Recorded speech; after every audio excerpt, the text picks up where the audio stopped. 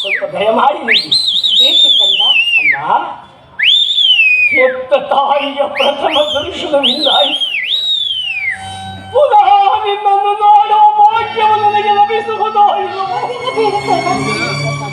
ಅದನ್ನು ಬೇಡ. ಕಡೆಯದಾಗಿ ನನ್ನ ಮಾತೊಂದನ್ನು ನಡೆಸಿಕೊಡುವೆಯಾ ತಾಯಿ?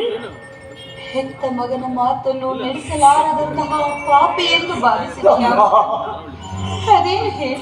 ಈ ಯುದ್ಧವು ಮುಗಿಯುವ ತನಕ ಈ ಕಣ್ಣನ್ನು ನಿನ್ನ ಮಗನಿದ್ದು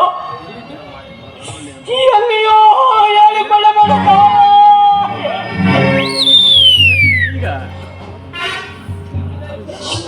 ಒಂದು ವೇಳೆ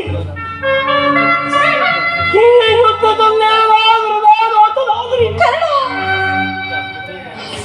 ಸತ್ಯಸಂಧನಾದ ಧರ್ಮಜನಿಂದಲೇ ನನ್ನ ಅಂತ್ಯಕ್ರಿಯಾದಿಗಳನ್ನು ನೆರವೇರಿಸಿಕೊಡಬೇಕೆಂದು ಇದೋ ಇದೋ ನನ್ನ ಕೈ ಮುಗಿದು ಬೇಡಿಕೊಳ್ಳುವುದು ತಾಯೇ. ಎಂತಹ ಮಾತುಗಳನ್ನು ಕೇಳಿ ಎಂತಹ ಮಾತುಗಳನ್ನು ಕೇಳಿ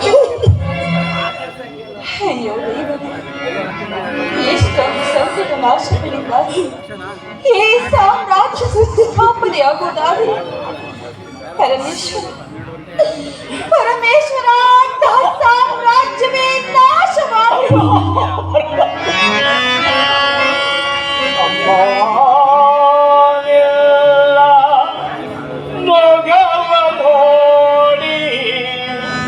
ಯುಗದಿ ಕಾಣಲಾಗುವುದೇ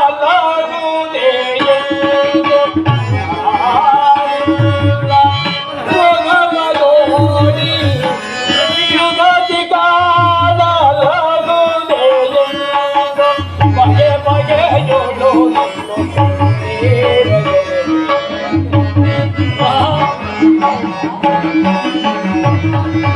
ಬಗೆ ಬಗೆಯೋಳು